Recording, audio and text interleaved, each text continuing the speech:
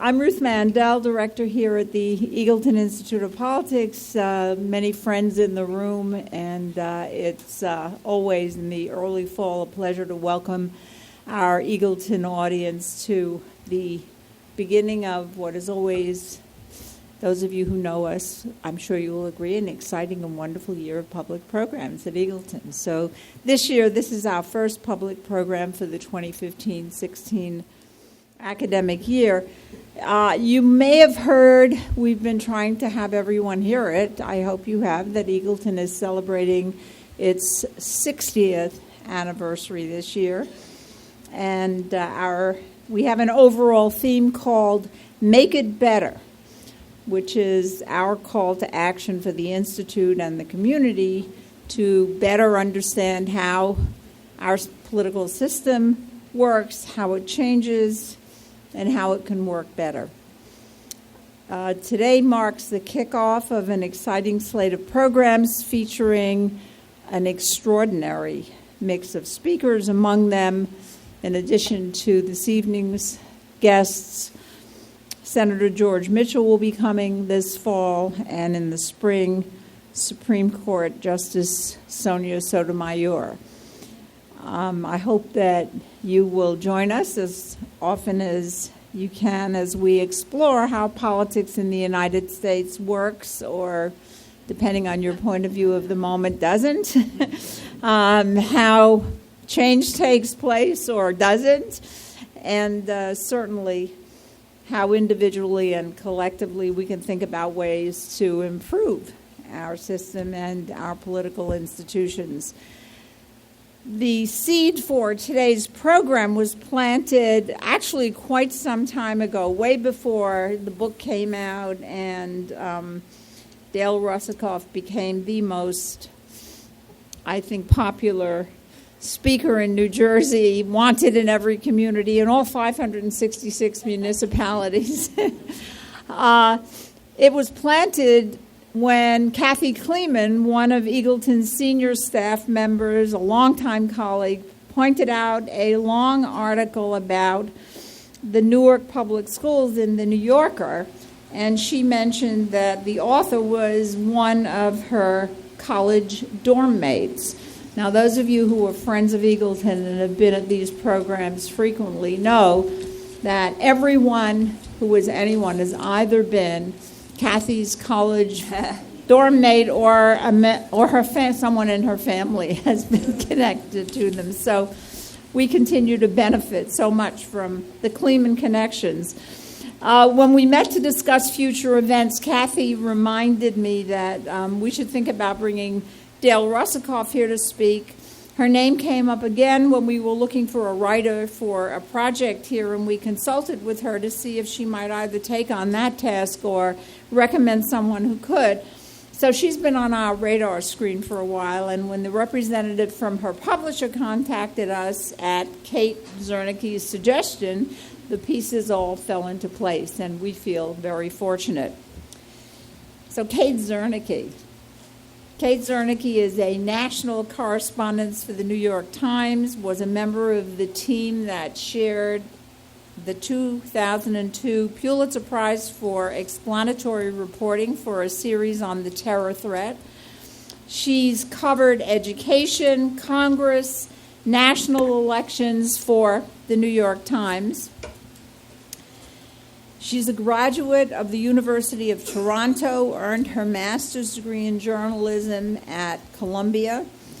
And Kate has been on our radar screen since 2010 when she spoke here about her, at that time, new book that was called, some of you may have been in the audience, Boiling Mad, Inside Tea Party America. Are you doing a sequel? Lukewarm.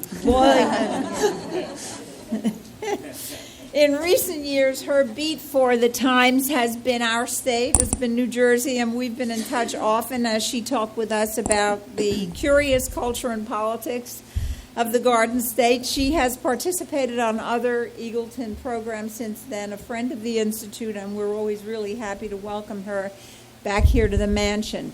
Dale Russakoff is a graduate, as you heard, of Radcliffe College. She's a veteran reporter who spent 28 years at the Washington Post covering presidential campaigns, education, the economy, and other breaking topics. Her profiles include Washington Post magazine cover stories on Bill Bradley and Condoleezza Rice, and a New Yorker profile of New York City's Welfare Commissioner Nicholas Scappetta. The prize is her first book. It was serialized in the New Yorker. It has had, you probably know, extraordinary reviews. And at this moment, as I said, I'd wager she's the most sought-after speaker in New Jersey and probably beyond, perhaps even rivaling a presidential candidate. I don't know. Which one? A longtime volunteer tutor in the Newark, New Jersey schools.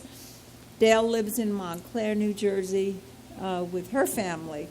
Although the Times and the Post may be rivals, Kate and Dale are friends across the journalistic divide. We're delighted to have both of them here for a conversation this afternoon about Dale's book, The Politics of the Newark Schools, and perhaps some other political thoughts. So a big, very warm welcome to Dale Russakoff and Kate Zernike.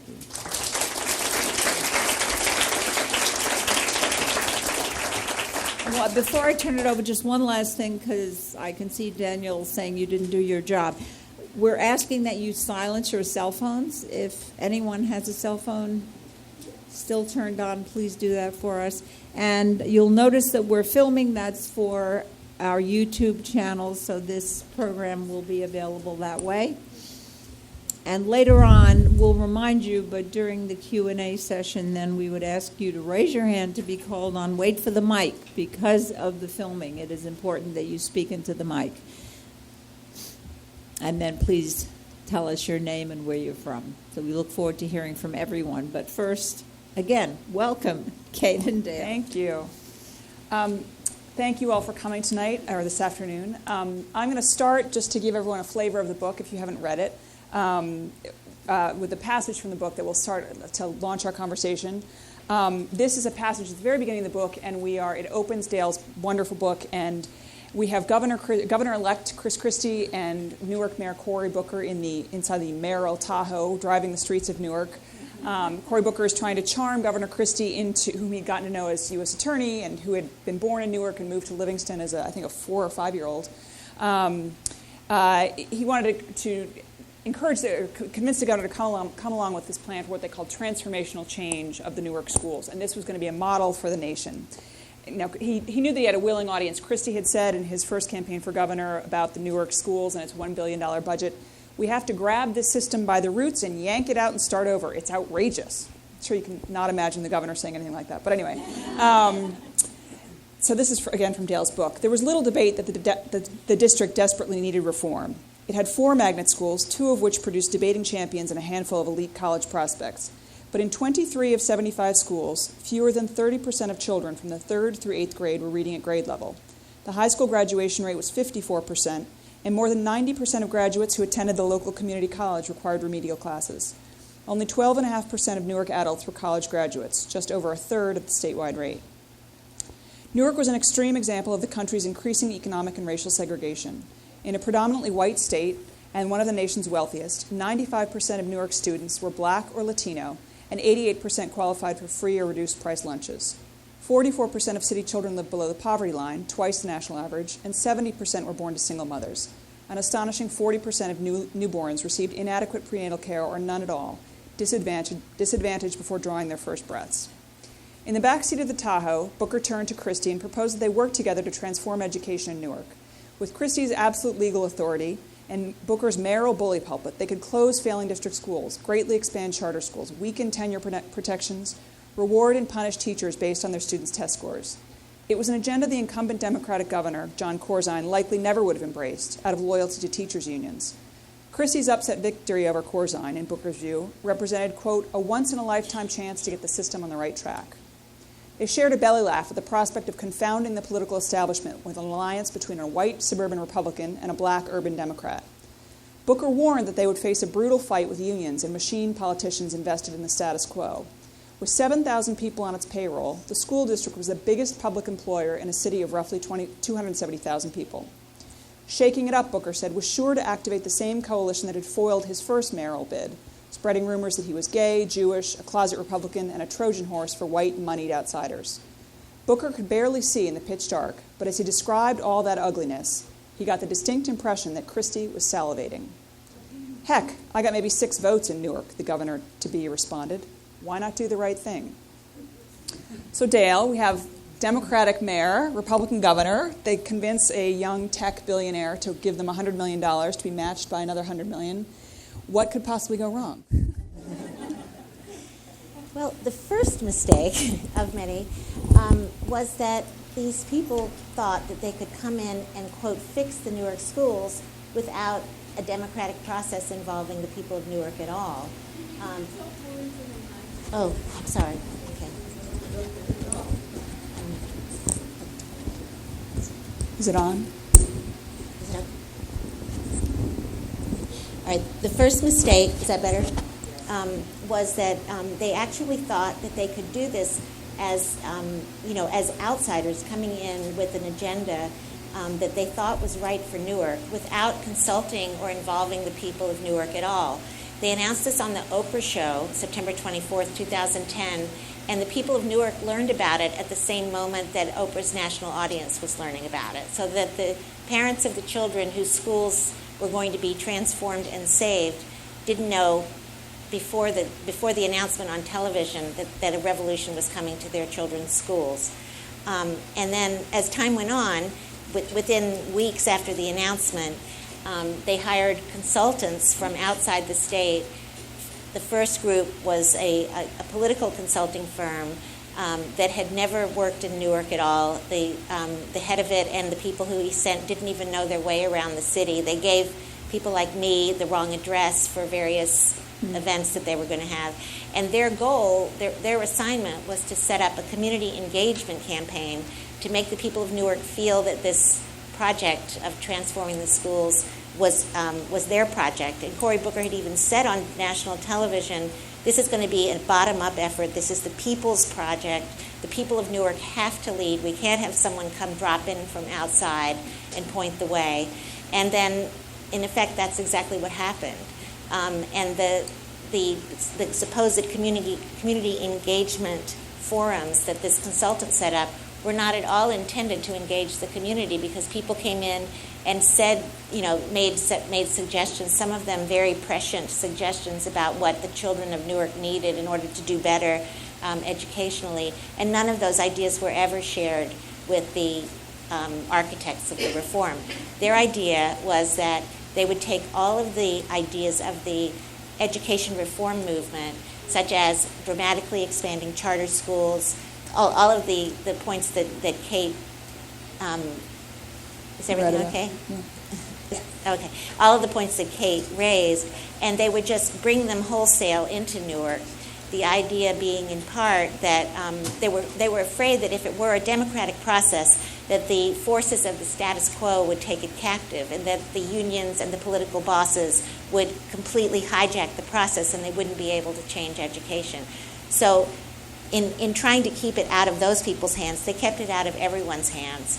And there were very, very smart, skilled educators on the ground in Newark, some of them still in the schools, some of them retired, who very much wanted to see change in the Newark schools. There was no debate that the schools needed to improve and needed change, but those people weren't part of this process.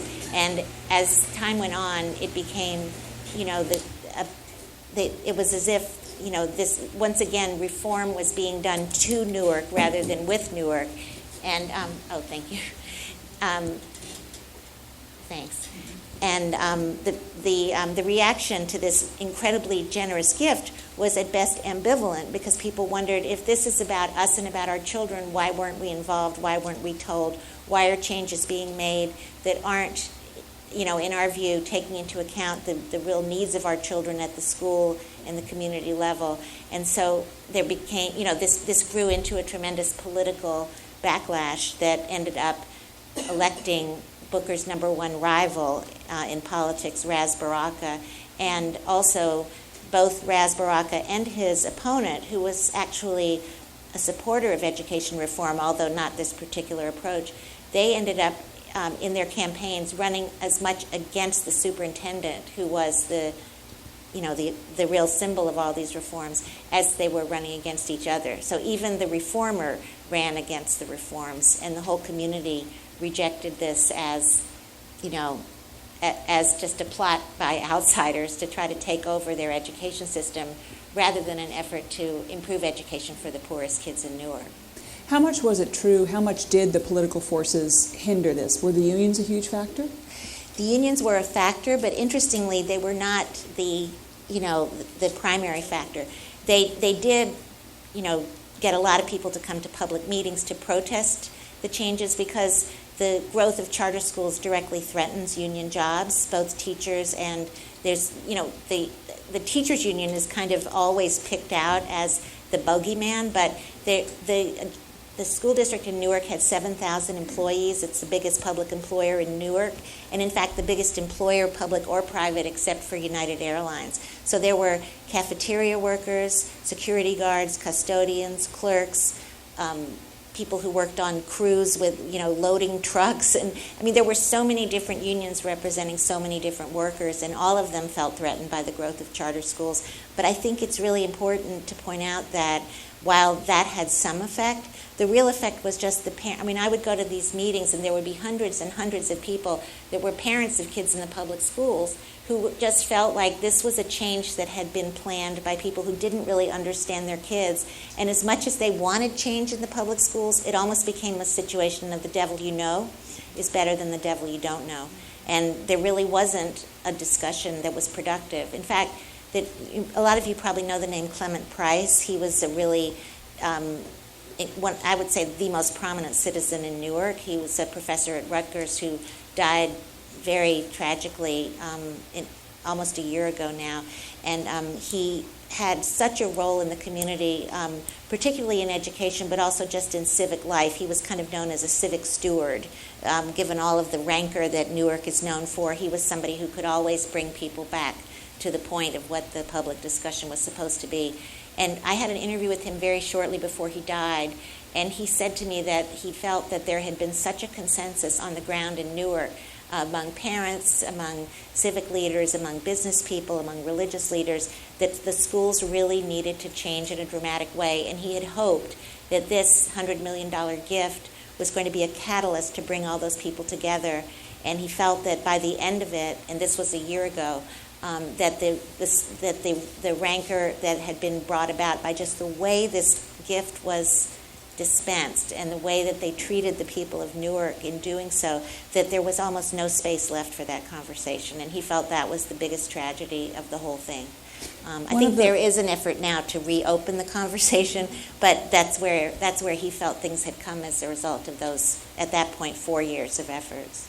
You mentioned the devil. One of the interesting pieces in the later part of the book, you talk to this mother who says that she had just figured out how the system worked, and she knew she would rather be in the sort of failing school but know which teachers she would steer her daughter toward. Yeah. That was sort of interesting, that she would rather spend her social capital than having the system ripped out. She had come to protest one of the proposals that the superintendent had made to combine failing schools, to close certain schools, combine them with others, bring in new principals, allow them to pick their teachers, try to build a new team around improving these schools. And she was a mother at one of the schools that was being consolidated, and I spoke to her afterwards, and I said, what did you think of the proposal? And she said, well, I just don't see why this school needs to close. I went here, my brothers went here, my uncles went here, my daughter goes here. Why does it need to change? And I said, well, the superintendent also mentioned that the student test scores at this school are like 25% proficiency on both math and English. What about that? Aren't you concerned about that? And she says, well, yes, that's terrible, but my daughter is proficient. And her daughter was in 6th grade. And I said, well, how has she become proficient in a school where there's so much wrong? And she said, well, I'm active in the school. I'm one of the few parents at this school who's active, and the principal listens to me. And when my daughter gets a bad teacher, I ask for her to be changed, and I make sure she has a good teacher. And and her feeling was, if you completely scramble all the teachers in the schools and appoint new principals, how am I going to know how to steer my daughter out of disaster, which I know will occur no matter what you do. There will be disaster facing these kids. And it was, the reform movement talks about school choice, but this mother's version of school choice was just being able to move her daughter within a failing school. And I know that Cammie Anderson, the superintendent, said, this is about, we're not just here to help some kids, all kids, and she said all means all. And it was a very idealistic statement, but I was realizing this mother's all is her daughter, and it's not really about all the kids. Cammie Anderson wanted to say that she was going to serve, not just the kids who already do well, but the kids who struggle and the kids who have behavior problems and the kids with special needs, all of them. We're not just going to cherry pick. And I thought, well, that is the ideal, but when you come to this parent, all means my daughter, and that's it. Right. So a lot of it's sort of discouraging. At the back of the book, you talk about where the money went, $200 million. Most of it goes to, in the end, it goes to the teacher's contract, including back pay, right? A big chunk of it goes to consultants. Is 500,000, I think, goes to sort of the classroom, or goes to schools that want to turn themselves around. Is that right? Is that a... I don't think even that much went to schools that want to. I mean, that when you said what went wrong, I mean, I started off by talking about just the politics of being, just the spectacle of outsiders coming in and saying to the people on the ground, move out of the way, you failed, you don't know what you're doing, we'll save your children, but not with you. And so, I know that sounds extreme, but that's basically what happened. But I think the other thing that was just a policy mistake was that they had their notion was that you change education by changing systems. So, one system is changing from district schools to charter schools. So they doubled the number of students in charter schools in a very short period of time. And within a couple of years, 40% of Newark school children will be in charter schools, which is a very large percentage even nationally. And another thing that they did was their idea of how to fix the district schools while you're expanding the charter schools is to fix the management system. So you increase accountability, you change the incentives for teachers, you make it easier to get rid of weak teachers and to promote and reward the best teachers. They had a new teacher evaluation system, a new data system. In other words, systems are the secret. And there was nothing about the classroom. So it seems like, But those seem like things that might translate to the classroom. If you have a teacher who's being evaluated or a teacher who's getting better feedback from a principal, doesn't that improve in the classroom? Or? That is one way to improve the classroom, but what was really the problem at the classroom level was having teams of people within schools who could support the children and the teachers who were trying desperately to reach kids whose needs were just extreme. Like in Newark, you heard the statistics that Kate just read. 44% of children are born, are coming to school below the poverty level. So that's like $20,000 for a family of 4. And the poverty is so extreme. You have kids, who really they become homeless. They have to move. There's just the schools in the poorest communities in Newark, they have 30% transients every year. So within 3 years, there's a 90% turnover. So let me stop you there, because I think this is a really important part of the book and of the discussion about just the difference between charter schools and district schools. And you have a wonderful chapter that compares a charter school and a district school. And in the district school that you talk about, you have this incredible character who just sort of jumps off the page, Princess Williams. And I actually made a note in the book, I want a Princess Williams hero doll, because she's just this amazing teacher who really brings her students along. So what is it that the charter schools can do that Princess Williams on her own in a district school or any district teacher can't do? Why are the charter schools, how are they doing it better, and what makes it easier for them? Well, there are certain things that are different just in the composition of the schools. I think that there have been some policies that have made the charter schools have more of an equitable mix of the kids in Newark, so that there are now, more than there used to be, kids who have special needs, kids who come from extreme poverty, but they still have a less needy population, and that makes a difference in terms of performance because the students don't need as much support. One of the district teachers said to me at one point that in spite of all the needs the kids in Newark have, 80% of the students are reachable and teachable. It's the other 20% who make it so hard to do that. And I would argue that there's a lot fewer of that 20% in charter schools even today than there are in the district schools. And because those parents aren't the ones seeking out the charter schools? Because there's just a certain selection bias with the parents who choose a charter school. They tend to be much more motivated to get the best education for their kids. And even those in extreme poverty, there's a child in the book who comes from a family that's suffering with the extremes of poverty, but that mother and father, and they're together. That's another thing that was unusual about this family, that this child has a mother and father on the scene, and they wanted a charter school because, as they said, they wanted their children to be, quote, better than us. And they found a way, in spite of everything that family was going through, to keep education a priority in their children's lives. And that is something that you don't see on a regular basis in a lot of schools in Newark because, the families are struggling with so much that education doesn't have the same meaning when you're trying to survive.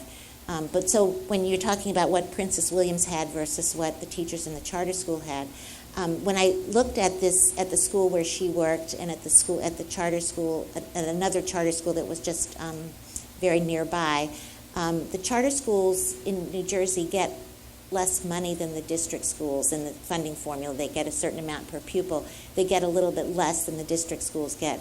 But this charter school was getting a significant amount more, almost 40% more money to the building and the classroom than the district school was getting. So Princess Williams she had a class of 26 children. At the charter school, there were 2 certified teachers in a class of 26 children. And from kindergarten through 3rd grade, this charter had 2 teachers per class. And in the district school, it was just 1. They also had a tutor in every grade. Forget it. So they had a tutor in every grade so that when the 2 teachers in the classroom couldn't meet the needs of all the kids, the tutor would push in and there would be 3 teachers in the classroom that day. And they would rotate around the different classrooms in each grade, tutoring the kids, pulling some of them out who were having trouble learning either because they were so far behind academically or they were having problems that week or whatever.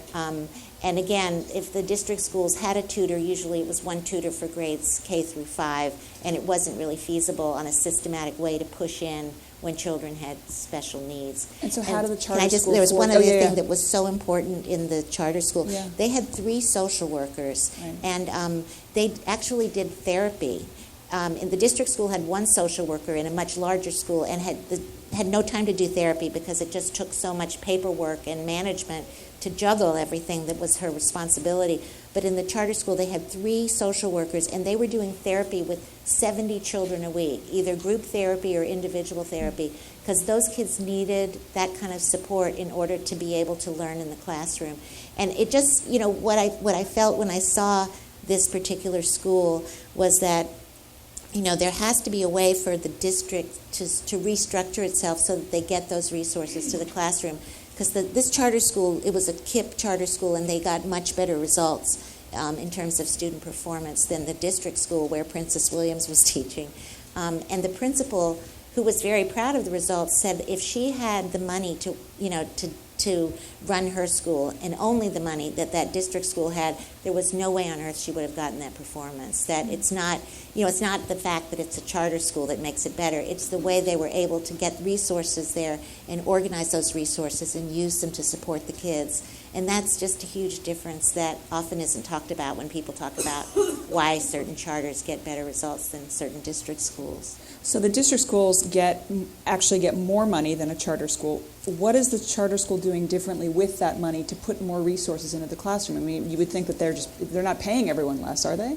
No. I think that it's another reason it's surprising is you would think with the whole idea of having one large district that provides all these services, there should be an economy of scale so that it should actually be cheaper to have human resources all concentrated in one district. But the district is just very inefficient. I didn't get to sort of analyze the budget at the level I wanted to because I realized that would be almost another book. But throughout history, the Newark district has been not just there to educate, but it's been an employer of last resort as the biggest public budget in Newark, and there have been tremendous amounts of patronage and patronage contracts. I pulled one. This was when I thought I was going to dig into the budget. The Newark schools spend $15 million a year on scaffolding and other expenses to just shore up the crumbling buildings. So that's $15 million that could be going to education that's going to that level of maintenance. And so there was one particular school where a concrete lintel fell off and plunged into the sidewalk the day before Michelle Obama was supposed to visit. So luckily it happened at night and nobody was hurt, including Michelle Obama. But I was just curious, what were they going to do with the scaffolding in that building? So I pulled the contract, and the contract went without bidding to the son of the longtime mayor of Union, New Jersey, who was the biggest political boss in central New Jersey. And even though there's a law against convicted felons getting contracts with the state, this man was a convicted felon. And not to mention the fact that the contract was exorbitant. So I just have to believe that there's a lot more money in the school district. Yeah, welcome to New Jersey. I wasn't shocked, but I was sick, because I just thought, how is it possible? What was the custodial? So you had a great example of custodial services. Right. Custodial services, according to the Newark School District, they spend $1,200 per student on custodial services, and the KIPP charter schools spend $400 per student on custodial services. And believe it or not, the KIPP schools are cleaner. And the other thing was that Newark had, when this all started, there have been a lot of layoffs, so it's probably not true anymore, but they had 3 times the number of clerks that they have in Boston in the school district, even though the Boston school district is larger.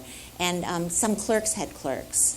One of the people, in the budget office at the school said to me, in the private sector, one clerk works for multiple professionals, say at a law firm or, any kind of private firm. But in Newark, every professional has multiple clerks. And yet, the clerical work was of a really low quality. Like teachers regularly got paychecks that had the wrong dollar amount in them. And then they had to go down to the district office and spend hours waiting to see somebody who could fix their paycheck so that they could get the right amount of pay. So it wasn't like all these clerks were making the system run better. It was just as bad as ever. So that makes it sound like the unions are a problem, and that these are union contracts, right? That are insuring people, that are ensuring that the clerk has a clerk. Is that yes? So in some ways they are the problem. What are the hurdles to? What would be the wisdom of? And if so, if it is a good idea, what would be the hurdles to just saying, well, every school is going to be a charter. We're going to get rid of these rules and start over, which is what some people would, including a lot of the investors in Newark, would have you do. Well, this is what a lot of the philanthropists, what Diane Ravitch calls the billionaire boys club, the people funding education, as the hedge fund managers and the Bill Gateses and the Waltons. A lot of them talk about why not just charterize the districts, why not go the New Orleans route. But even the directors of the biggest and most successful charters in Newark will tell you that they couldn't possibly take on the entire district. They don't have the capacity to do it. They don't think they could find teachers that would be up to the standards that their teachers have to meet. And as I said, they have never had the special ed cases of the severity that the Newark district has. So they do, like, you will see now the data showing that they have a higher percentage than they used to of students with special education needs, but they're not the autism cases, the behavior disordered cases, the kids who need almost one-on-one kinds of attention in order to get their education. They're speech and language disabilities or, auditory processing or something, but nothing similar to this really severe cases that cost so much in the Newark School District. And takes so much manpower. So in the end, what were the results? Did this $200 million do anything to lift student achievement? Or Because the students in the charter schools do score better and perform better in a pretty significant way, I would say that this 40% of students in the charters, most of them are better off than they were.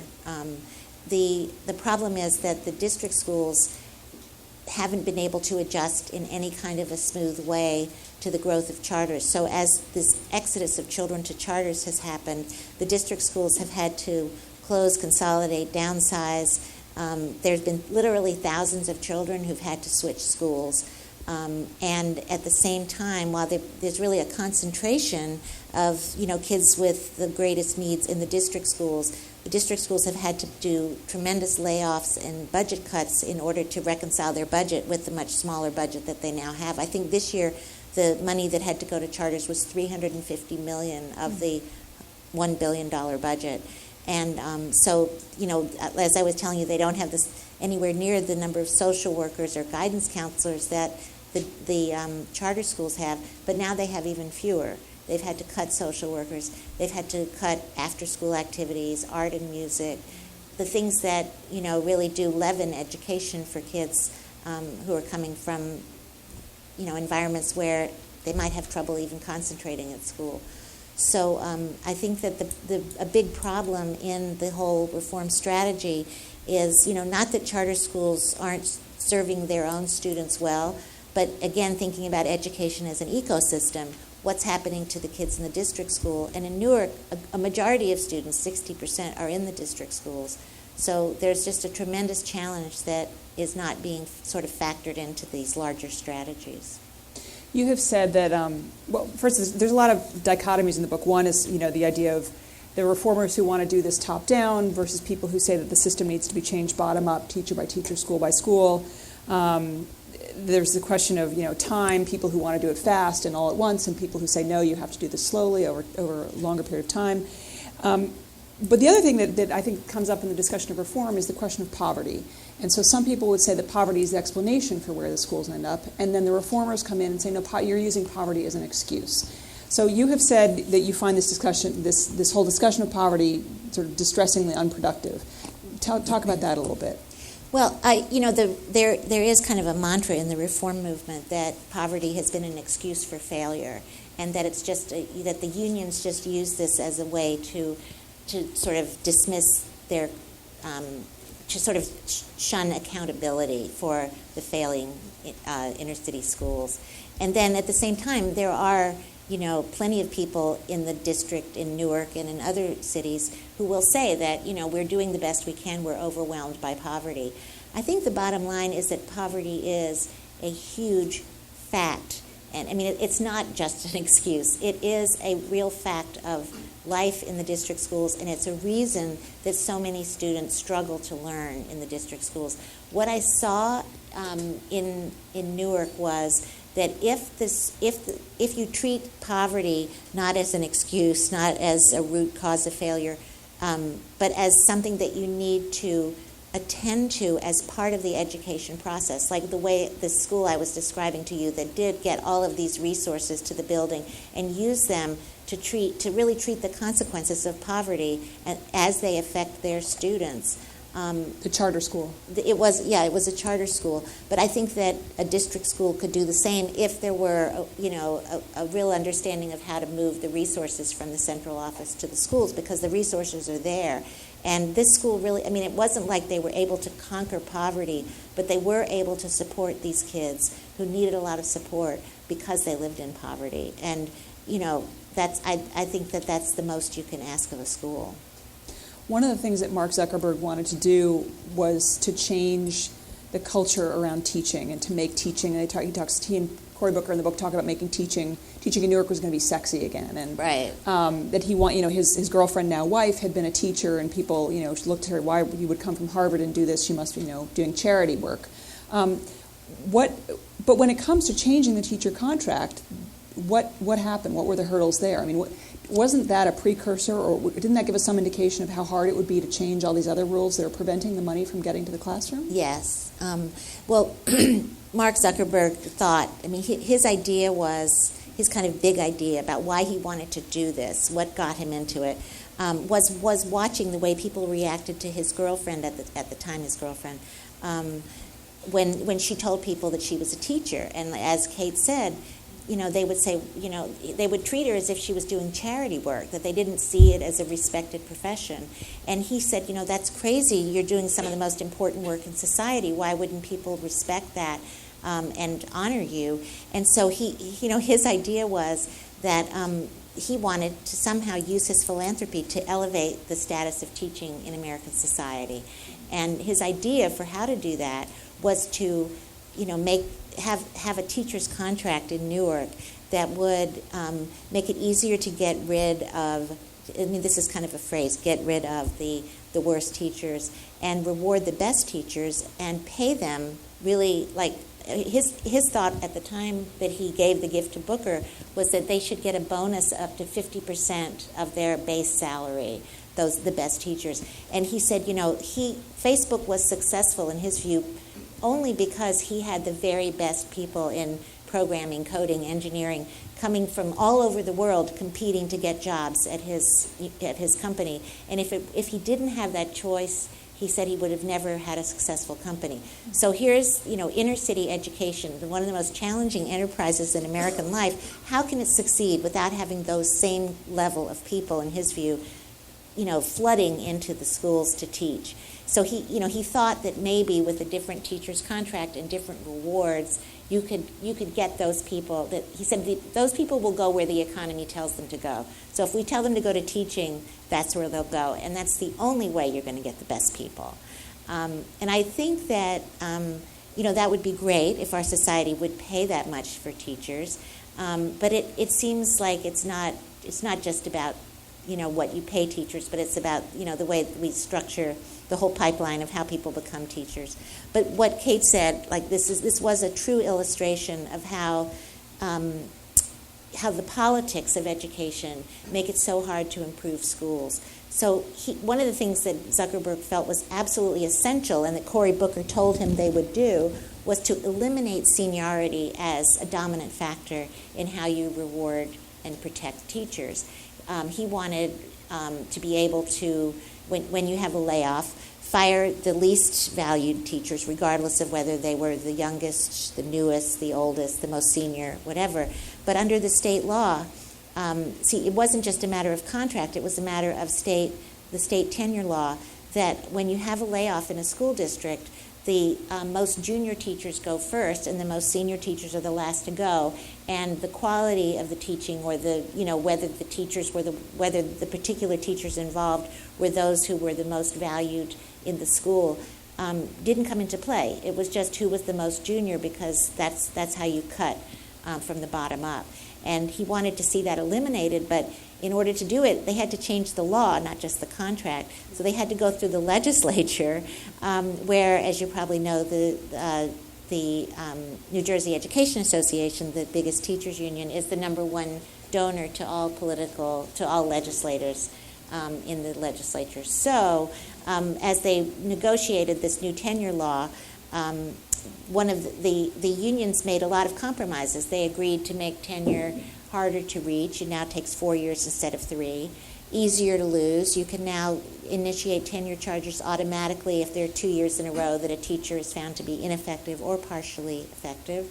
Those are new things. But and there's a new evaluation system that's actually more rigorous than the one that preceded it, so that it's actually more likely that people are going to be found to be ineffective or partially effective. But the one thing they demanded in return for all these compromises was that the seniority rule remain intact. So they weren't able to touch seniority, and Newark District, according to the superintendent, has to lay off 1,000 teachers in 3 years to right size as the exodus to charters goes through, and that has to be done not by merit but by reverse seniority. So in the end, they didn't have all the levers of power that they thought they would, because they couldn't change this on the state level. They couldn't change it, and because it's a state law, it automatically becomes part of the contract. Right. And this provoked a real crisis because the superintendent said, well, I'm not going to do that. I'm just flatly not going to lay off teachers without considering merit. So she created a system where the remaining principals in the remaining buildings, when they had a vacancy, could pick who they wanted from the teachers who had been laid off at the schools that had closed, and anybody who wasn't picked went into an excess pool where they continued to get their salaries. While she tried, she and Chris Cerf, who was then the state commissioner, were trying to develop some way around the state law so that they could ultimately fire teachers based on merit and quality, not on seniority. So over the course of 3 years, the district spent $60 million on these teachers, and then they ultimately decided they weren't going to be able to work this out. So now Chris Cerf, who's no longer the state commissioner but is now the superintendent, is actually putting all of these teachers back into the classroom as vacancies occur.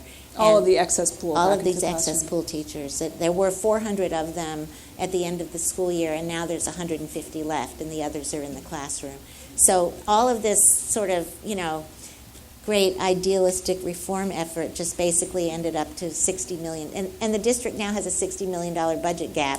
It just happens that it's the same amount that they spent on teachers who they couldn't get rid of. So the book comes off as a cautionary tale, but how much of this was particular to the situation? You had Cammie Anderson, the superintendent, was really extremely alienating by all accounts. Even people who believed in what she was doing just felt that she came across, she did it the wrong way. It was a matter of personality. Newark, since even before the riots, has had this crazy, intense political culture, real sort of fear of the outsiders, almost a xenophobia. And you also have exceptional charters. How much of this story is really a national story? How much of this, what does this tell us about the national movement? Is this, if you had a better superintendent doing the same thing, or a more communicative superintendent, would it be different? Well, I think the education reform movement nationally has been very much a top-down movement. Some of the leaders of the movement admit this now and say this is something they really need to reflect on and have soul-searching about and change, because they haven't ever had a lot of success engaging the grassroots in any communities to be supportive of these strategies. So I think that it's kind of viewed as a series of lessons, and I think too that part of the rhetoric of the education reform movement is that parents can't wait. They've waited too long. Children need change now. We can't have reform that's incremental and around the edges. We have to have radical, transformative change. They like Chris Cerf he would always say that change has casualties, and we have to stop thinking that there won't be casualties. This is a tough fight, and he used a lot of war metaphors when he was talking about education reform. And somebody was saying, one of the local leaders in Newark said, it is important to make change as quickly as possible because children do need change in education. But if you screw up reform, you really screw it up for a long time. And I think that if you screw up reform, children aren't going to see change and they aren't going to see improvement. So I think that a little less, sense that we've got to do everything now, and we can't wait for the science and we can't wait for the research. We've just got to move ahead with what we we know what's right, we know what works, and I think a little more attention to people who are inside the system who also want change. But might understand the system better and understand better how the system changes, could really help the process. Yeah, humility, yeah. A little less hubris. I just want to ask one last question, then we'll open it up to the audience. But I'm curious, just as I've covered education before and coming back to it now, what did you personally, you have a son who did Teach for America and who is taught in a charter school, and how did you approach the topic, and how did you find your own views changing as you reported the story, or did you? Well, I think that I don't really have one point of view. I see merit to a lot of the different sides in the arguments. I totally understand the urgency and the passion of people in the reform movement, but I also understand the sort of dismay of really fine teachers inside the Newark schools and in district schools everywhere who feel that this reform movement isn't in touch with reality on the ground and the kinds of needs that teachers in classrooms have. I think that I just, when you talked about my son, I've always been interested in education and in the inequities in education and what can be done about them. And I think my son kind of, grew up in that atmosphere in our home. And I had been writing this book for a year when he decided to do Teach for America. And then it was a couple years later that after doing that, he worked in a district school in Texas, that he took a job in a KIPP school. I think that I learned a lot from his experience. He had a very good experience in the KIPP school where he worked, and in many ways it was like the school that I saw that I had written about in Newark.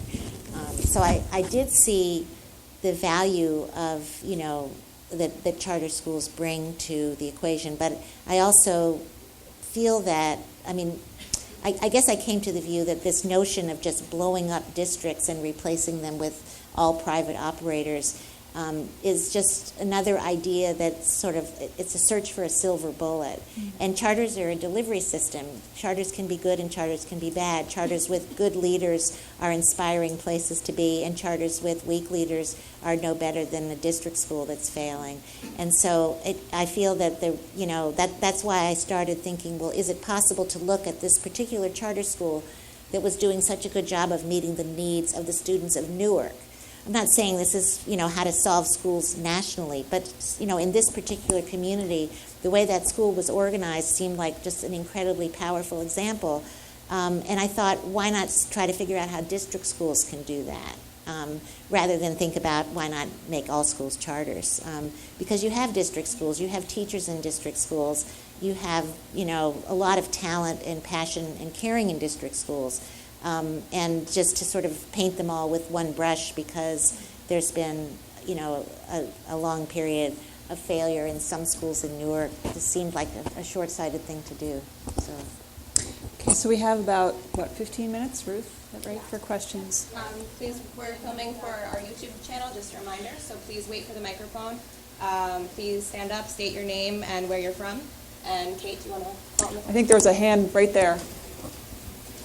First one up. Sure. I'm going to steal a line from the governor and just make sure that everyone remembers that you're here to ask questions, not to make statements. So let's steer toward that. Sure. Well, I just wanted to thank you, first of all. I think your view is very nuanced, and I really appreciate that. I'm a professor at the Blaustein School at Rutgers, and I study education, among other things. I just have to add a couple of really quick data points, I guess, to the picture you painted, which is that the funding is not that straightforward in terms of districts versus charters, and there is more funding going to district schools, but there's a lot of things that district schools pay for that charters don't have to pay for, like transportation, special needs kids who are in private placement, kids who are in facilities who require tuition or going to schools elsewhere. There's a number of things that they don't pay for, so that has to be factored in. And there's a lot of private money, as you know, that can be raised. For example, KIPP raised over $6 million, I think 2 years ago or last year, that they routinely get large grants. So I think it's a more complicated picture. It's not inaccurate that they are getting less, but it is a more complicated picture. And I think you're not saying anything different. It's just that I think to augment that a little bit. Again, it's the money not getting to the classroom. I think that's part of it. And I think you're absolutely right. It really varies by school, right? So the other really important thing is that it's not that Newark has a homogeneously bad quality of public district schools. Some of the district schools are excellent, and as you pointed out, the demographics are really, really different. In fact, it's not just special needs. Charter schools in Newark have significantly fewer kids who don't speak English, limited English proficient, significantly fewer, and that's true across the state. They also have significantly fewer kids of all kinds of special needs, not just the severe. You're absolutely right about the severe, but even the mild. And they have many fewer kids who are very poor. So they have kids who are somewhat poor, but then Newark is 80% somewhat poor. Okay. So I think when you factor all that in, they actually aren't doing better. And that's a really important criteria, that if you look at the demographics, some of the district schools are outperforming even the high-flying charters. like KIPP, like Hawthorne School, for example. I don't know if you went there. I did go there. Right. So one of the schools that Cami wanted to close is actually one of the top performing schools. It's not a top performing school. It's a school that had the greatest growth, but the growth that they had was because they were so low performing. And I don't know if you visited that school. Yeah, I did. But that school is not a model. It's not. Well, it's not about being a model. It's about how much progress are you making for those kids, right? Let's make sure we move to questions. I'm sorry, I don't mean to. Yeah, no, I just wanted to. A lot of this is talked about in Dale's book. I think Dale really effectively gets at the differences in the populations that the charter schools are serving. I also just wanted to say that while the KIPP schools do get a lot of philanthropy, that the operation of the school is not subsidized by philanthropy, and they use the state money that they get, because they let me look at the books for this particular school. So there was no philanthropy going into the daily operation of the school. And they do provide their own busing, and they pay for that out of the state money too. So I know that the district schools have costs that they don't have, and that's important, but there's just clearly a lot more money that could be getting to the district schools that isn't. Maybe we could talk afterwards. I'd like to talk to you about it. Back row in the blue shirt. And just a reminder, I forgot to mention this, our people in the overflow room, if you want to line up by the door here, so you can also ask a question, please make your way over. Hi, my name is Stuart Nachbar. I'm a college admissions advisor, but I also write a lot of inside baseball things about higher education. I read the book. I think it was one of the best urban political accounts I've ever read, and I also worked in Newark, so I can relate to a lot of what you wrote. The question I have is, what was interesting in the book is when you talk about Ross Baraka as principal of Central High School, a lot of the services you mentioned a few moments ago, things that are supplemental to teaching, social work, psychological advising, Ross Baraka was adding them at Central High School, and he was making the school a longer school day. And I have to say that's a principal taking leadership. Do you believe that as the district right-sizes itself, that through strong principles, it can start implementing the best practices in the charter schools? It's a great question. That's what that's my hope. That's why, I was saying that one, that what I saw in that one particular school seemed like something that could be, a model for the district as well. I do know that, that Raz Baraka, while he did add services, it was still nowhere near what the kids at that school needed. And I remember there was one particular kid whose brother was murdered on his way home from the high school he went to. He went to a different school. And this kid was just, he was having so much trouble going through the day, and he wasn't even getting counseling at the school. It wasn't that there wasn't a will to do it. There just wasn't enough support for him. I think there was a question there. Sir, you had your hand up. I just want to clarify before I ask my question. Could you introduce yourself? Oh, I'm sorry. My name is Alan Cohen. I'm from Lawrenceville, New Jersey. The charter school teacher is not part of the union, correct? No, they have no unions there. Okay, good. While in the beginning of your talk, you minimized the effect of the unions on the problems in the school system, as you went on, it seemed that it was evident that the unions were a big impediment to progress in the schools. And I think the assertion that you related that there would be not enough employees or teachers to find in the charter schools to charterize the entire school system, I think is ludicrous. I think you have college graduates. I think you have, from Rutgers, for example, that if they have the system of training and development. And in fact, all charter schools are not good, but replicate those high-performing charter schools that you mentioned, and go to a charter school system that encompasses the best practices. What is your reaction to what I've just said? Well, first of all, what I minimized about the union was not that they weren't a challenge to improving the schools, but that I didn't think they were that big a factor in the opposition to the reformers. I felt that while they did bring people to public meetings and stuff, I felt the opposition came much more kind of from the ground. It just seemed to me parents. It wasn't. While the union tried to orchestrate it, I think that they never could have orchestrated enough opposition to compare to what just came up organically. And then in terms of, I was just telling you what what these charter school leaders, they themselves think that they can't scale up to take on the whole district. And, what comes to mind is just that there's a teacher shortage, a really critical teacher shortage in the country now, because the baby boom generation is retiring, and there's not anywhere near enough people going into teaching to take their places. So you see teacher shortages and substitute teachers.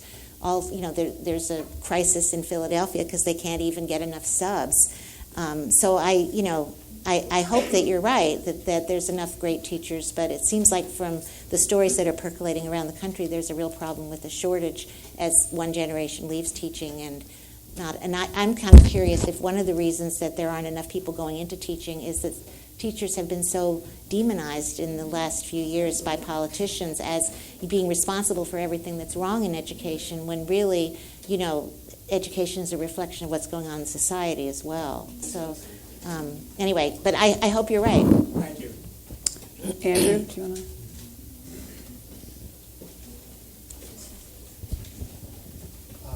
Andrew Siddemon, Aristoff. I live in Princeton.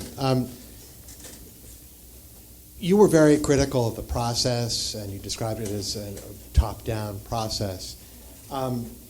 That's a wonderful whole nother topic of discussion that I would love to explore, have Eagleton put on a separate seminar on what happened to the community, because there are many of us who are skeptical of the word community when it comes to the public dialogue, because we wonder where it really is, or if there is a truly identifiable community in any real fair sense.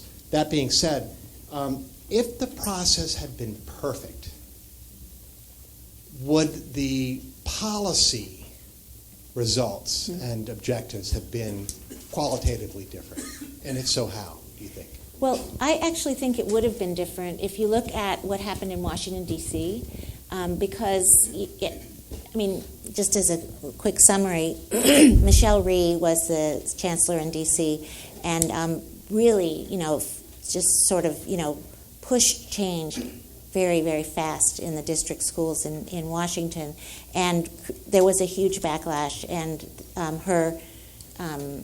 her sponsor, the mayor, was defeated for re-election. Not totally because of her, but it contributed because there was so much resistance to the top-down approach. Now, she's been succeeded by one of her senior deputies, Kaya Henderson, who has the exact same philosophy that she does and the same approach. And she actually closed 13 district schools last year.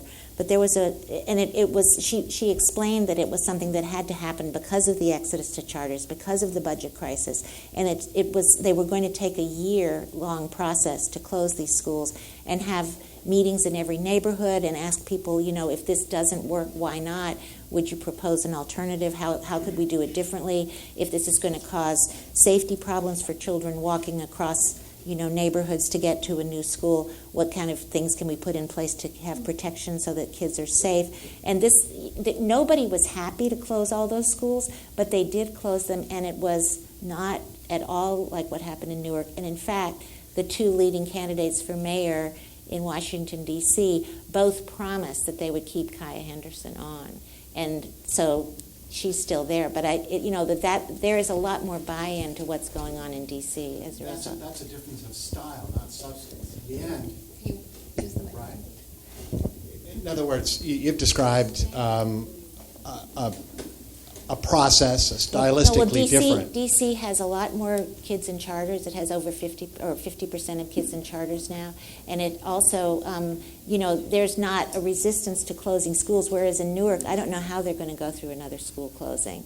It led to, like a complete united front against this strategy, even though it's unrealistic not to close schools because of the budget crisis. But I think in D.C. there's... No? Okay. I think what you're saying is that the process is about style, though, right? It's about how you approach people. That's what. I think the style allows you to attack. If you have a different style, you're able to actually produce different substance. But at the end of the day, I'm sorry, it's still about closing schools and consolidating schools. So that's the substance at the end of the result. I think what Dale's saying is that it can be made more palatable to people, including parents, if it feels like it's not being imposed top down. You had a question up front early on. I'm sorry. I want to make sure it got you. Yes, I was wondering, with all the research that you've done with your book. Sorry, would you introduce yourself? Teresa Brown, Hillsborough, New Jersey. With all the research that you've done with the, your book and so forth, unfortunately, I will read it. Thank you. But I was just wondering, have you, now that Ras Baraka is the mayor of Newark and was the former high school principal, have you had a conversation with him to maybe something that, the two of you could come to terms with something, or he could get something out of it from the research that you've done? Oh, well, I think that he would probably assume that he knows a lot more than I do about the schools. So that. But I have interviewed him, and since he became mayor, and I interviewed him a lot while he was a principal. But I can't imagine that he would draw on my insights. Oh, okay. The other thing was when, the understanding that I have with charter schools is that the state gives them a check 2 times a year, and sometimes when it doesn't work out with the child and the child has to leave the charter school and go back to the public school, that I understand the money does not travel with the child. The money stays with the charter school. I think that the way it works is that if students leave after a certain point in the school year to go back to a charter, the district doesn't get the money. And, I've never understood why that's the case, but that's true. Yeah, you had your hand up. I'd just like to, I'm sorry, Beth Heyer, Morristown, New Jersey. With respect to the whole differentiation between the charter population and the public school population, all the research tells us that children's success in school is very, very much dependent upon parental involvement.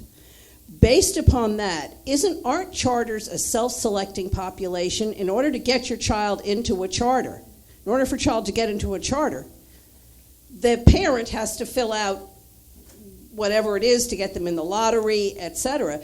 Doesn't that leave in the public schools charters are public schools, but in the traditional public schools, those children who do not have that kind of parental involvement? So doesn't that make charters a self-selecting population? Yes, that's what I was saying, that there's a selection bias that leads to the children of more motivated parents going to charter schools.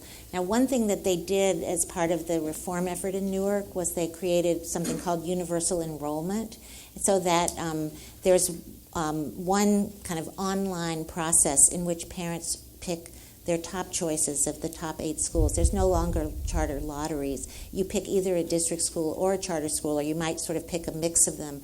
And then there's an algorithm that sorts these choices. But the algorithm is supposed to give preference to the people with the greatest poverty, children with the most severe special needs, and people in the neighborhood of the school, whether it's a charter or a district school. So these are all things that, if that works as it's supposed to, would do something about the selection bias. But you still have to have parents involved in the...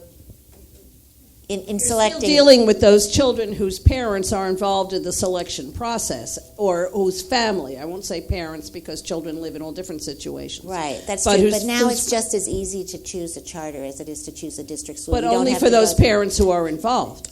Every parent goes through the same enrollment process. Yeah, every child has to go through this system. So now, if you're already in a school, you don't have, and you don't want to change, you don't go through this. But if you're going into kindergarten or you're going into 9th grade, because the schools are K through 8, you have to go through this process. So there's a question in the back. Can we get all the way back there? Hello, my name is Patrick McKnight. I'm from Skillman, New Jersey. I wanted to say thank you for coming here today. This is an outstanding conversation. I think education reform is probably one of the most important and complex issues facing our society, especially New Jersey. I did Teach for America in Camden, and now I'm actually chair of the New Jersey Libertarian Party. And I learned in Camden a lot about urban education. And as great as this conversation was, there were just 2 issues I wanted to get your take on that I didn't hear mentioned. One was the importance of curriculum, because we talk about making education reform open and more democratic, and yet we have a top-down curriculum, and it's mandated by the state and now by the federal government. Well, wait, I think that's actually not correct. Do you want to jump to your question? Oh, okay. Well, I'll get your take on that. And the second part of my question is, what I learned in Camden was our urban communities are being ravaged on a lot of levels, and like you said, it's very complex. Poverty is part of it, and we have so many males in our urban communities who are in prison, and it seems to me that a big part of that is the war on drugs. I don't want to go off the rails here, but like here in Middlesex County, 3 times as many blacks are arrested for these crimes as whites. And so we have a generation of people growing up without fathers. Do you want to, I'm sorry, just jump to your question because we're running out of time. Yeah, I'm sorry. So what is your opinion on curriculum and curriculum reform? And what is your opinion on the role of social policy as it relates to education? Thank you. Well, I mean, Kate's point is correct. The Common Core is not a national curriculum. It's a set of standards, and every school or every district can decide on its own how to, what curriculum to use to meet those standards. But it's not a top-down. It's, the standards were developed by governors of all 50 states. There's a state curriculum. Well, there are state standards, but the state standards are drawn from the Common Core as well. And the state, but I mean, I know that the schools in Newark, for example, use different. One school from another will use different textbooks, and the other districts in New Jersey use different language arts textbooks, different math textbooks, so that it's not a state curriculum. But then, I mean, in terms of social policy, I think social policy is absolutely, at the heart of what's happening in education. And, if somebody said to me, what would you do to fix the schools? I mean, I think one thing to do is to increase the minimum wage. I mean, if you didn't have so many people in poverty and unable to keep a stable home for a child, that would really affect the atmosphere, the learning atmosphere in schools. So, or in Newark, what would you do? I would try to, have economic development so that people had jobs and you didn't have thousands of kids out selling drugs and in gangs. There's just, there's a level of hopelessness that has infected Newark and cities like it. That, I mean, in my book, I talked about the hope gap that I think should be considered right alongside the achievement gap. So. Time for one more? Oh, boy. All right, let's do here, because she... Hi, thank you. Wait, Mike, please. Oh, we're taking this. And say your name. And your name and where you're from. Sure. Hi, I'm Marie Bliston. I'm a 30-year classroom teacher, and I'm also the vice president of the New Jersey Education Association. Just for clarity, New Jersey Education Association is not the primary bargaining unit. They're in Newark. Right.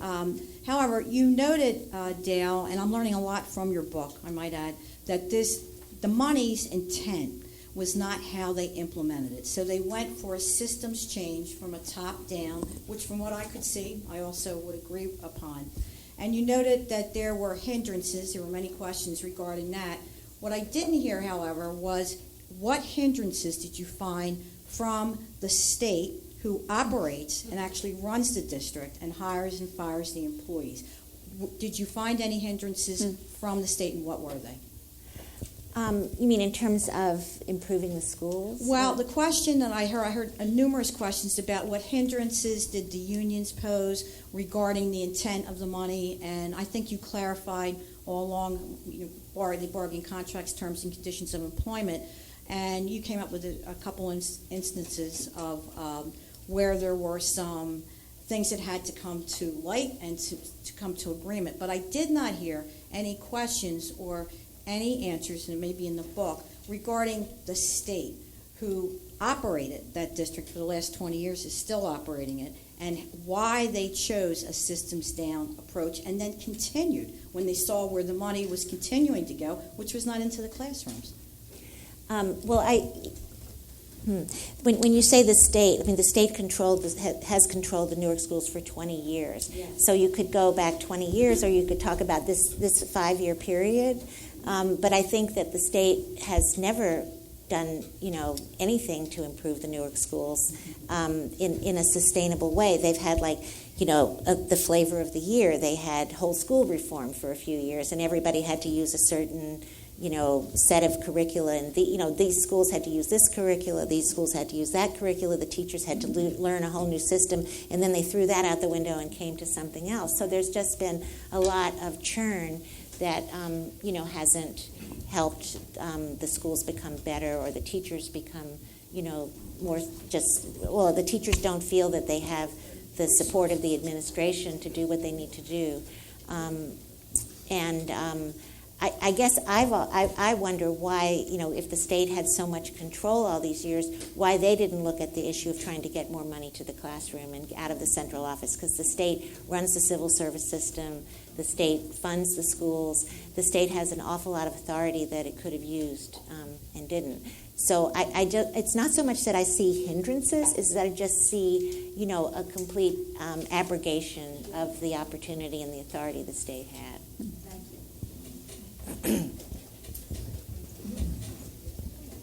I want, if you'll bear with me, I just want to do a couple of things. First and foremost, I want all of you to join me in thanking both Kate and certainly Dale for